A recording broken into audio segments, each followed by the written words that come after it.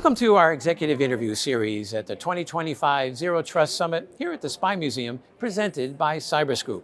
I'm Wyatt Cash, and we're here with Trevor Brenn, Federal Engineering Leader at Varonis. Trevor, thank you so much for joining us. Thanks for having me. Let me start by asking, what do you see as the biggest technical challenges that most government agencies are still facing to meet the zero trust environment goals set out by the government? When we talk about zero trust successes and failures, I think we have to break it down by the individual pillars. And the data pillar specifically has seemed to be the biggest thorn in the side of agencies. I think that's really for two main reasons. The first is we have these legacy and non-legacy systems that are latticed across these agency networks. They're structured, they're semi-structured, they're data lakes, they're data warehouses. They're so different in how you're allowed to interact with them. They have so many different schemas and functions. Some you can label, some you can only tag, some you can't do any of that for. And trying to utilize the native tools that are inside of these systems to get that done is basically impossible.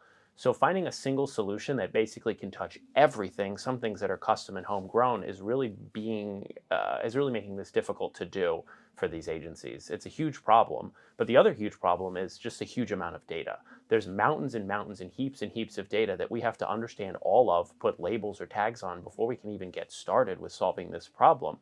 And it's across all these disparate systems that we mentioned before. So if we're thinking about how to actually apply a policy to this stuff, there's so many technical roadblocks we have to get over before we can even do the policy stuff that makes up the most of zero trust. And what are the solutions that are realistic to address that? So finding something that can do it all and finding something that can do it all efficiently is really the core of that. We've seen a lot of AI growth recently in the ability to kind of identify different data sets. Finding ways to do that and do it at scale from a single point is really the only way that you can do it successfully. And just to follow up on that, where are you seeing signs that AI and other technologies like new cloud-based security tools and even the coming 6G wireless communications developments on the horizon, where are you seeing that actually starting to help agencies in their efforts to establish zero trust?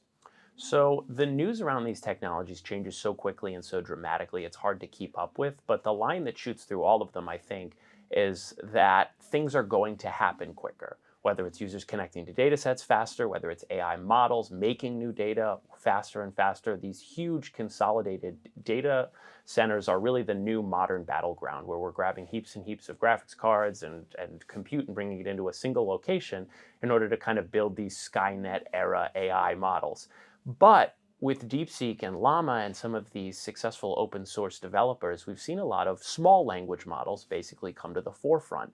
And I think that this is going to be the biggest step forward that agencies can take. Instead of having to use someone else's data center and their AI model, you can have a purpose-built small model actually do that work for you. So when it comes to zero trust, we spoke about labeling. Using a model that was built and hosted internally just for finding and identifying your sensitive data sets is going to really solve that problem a lot quicker than a human being could. And all these problems as they come up, I have mountains of logs, I'd have to figure out which ones are the most important. A model can be built specifically for that purpose. I don't have to worry about the security flaws that are inherent in these giant models hosted in the cloud because I own it from start to finish. So I think that these smaller models are really going to be the forefront of especially security advancements for zero trust. It's a really interesting observation. Well, Trevor Brenn, thank you so much for joining us here and sharing some of your insights on zero trust and sort of what's ahead and joining us here at the Zero Trust Summit. All right, thanks so much. Yep, thank you.